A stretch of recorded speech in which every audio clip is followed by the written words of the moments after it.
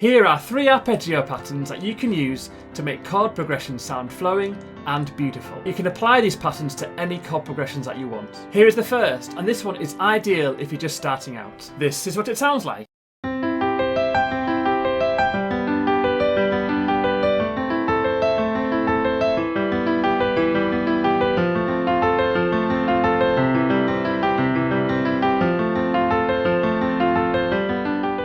So like I said, this one is perfect for beginners because all you need to do is play the basic triad chord in both hands.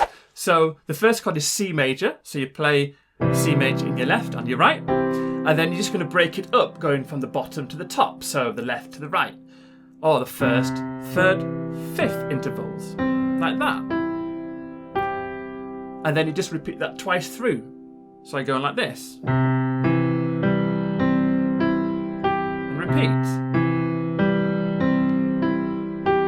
And that's all it is. And then you just apply that pattern to each of those chords. And I chose this progression because it's nice and simple. All the chords are just using white keys with the same chord shapes. So now we'll just take you through it. So it starts off on the C major, goes twice through each time, then to G major, down to the left,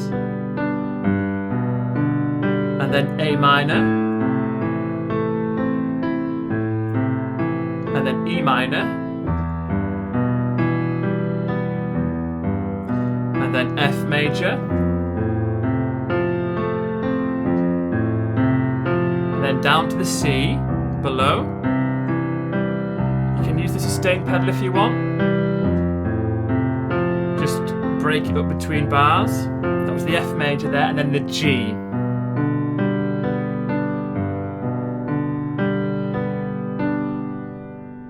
Okay, and that's the first pattern. On to the next. So if you're a beginner, this next one may be a little bit trickier, but if you slow it down when you first start, you'll be fine. This is what it sounds like.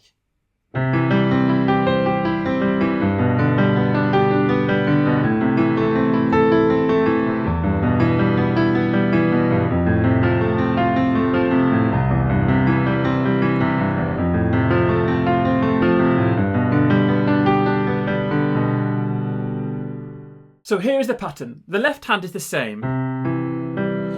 Your right hand, though, is going to play the triad shape with your first, second and third fingers, and then you're going to use your fifth or your pinky on the octave above the root. Yeah? So it starts from the bottom, and then it goes up through that triad in your right, and then goes up to the octave, and then it just flows back down the same notes. Okay? And then the pattern finishes on the second to last note where you started. Yes, you don't go down to the root, like this.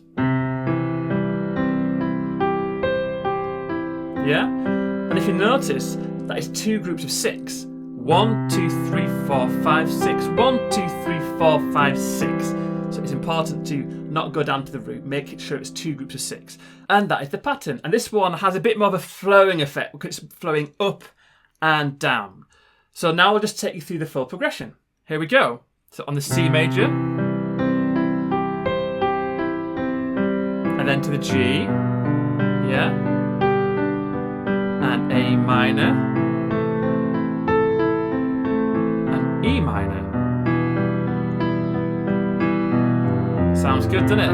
So on the F, and the C, and back up to the F, and the G.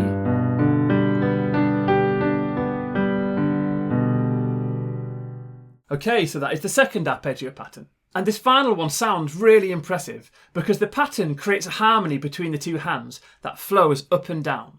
This is what it sounds like.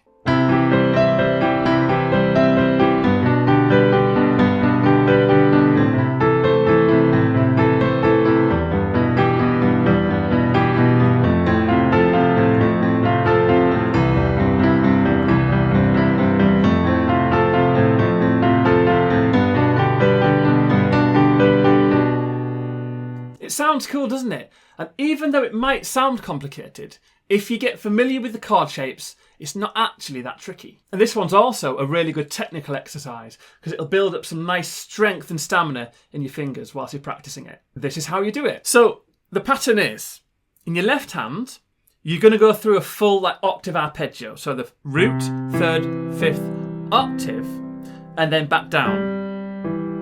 And then you repeat that twice. So you go 1, 2, 3, 4, 5, 6, and do it again.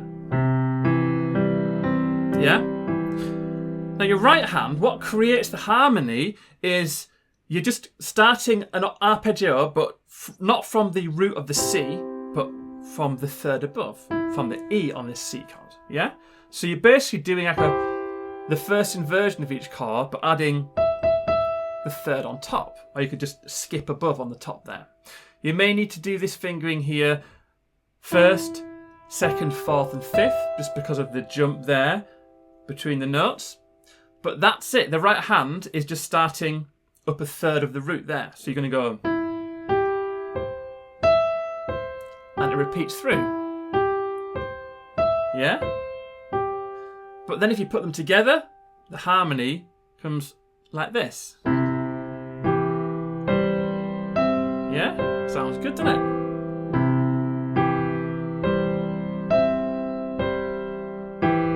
And that's all it is. So now I'm going to take you through the chord progression whilst applying that pattern. Okay, so the C major to start. And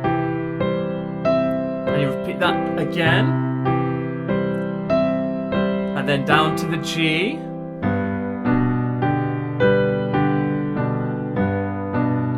And then A minor, so up a step.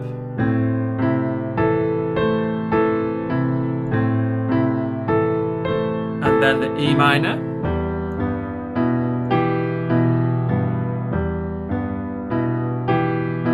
And then up to the F.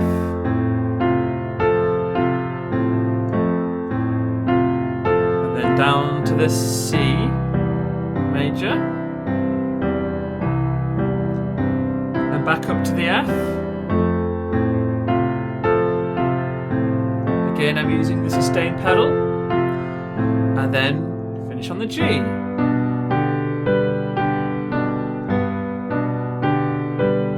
And obviously you can go around that chord progression as many times as you want.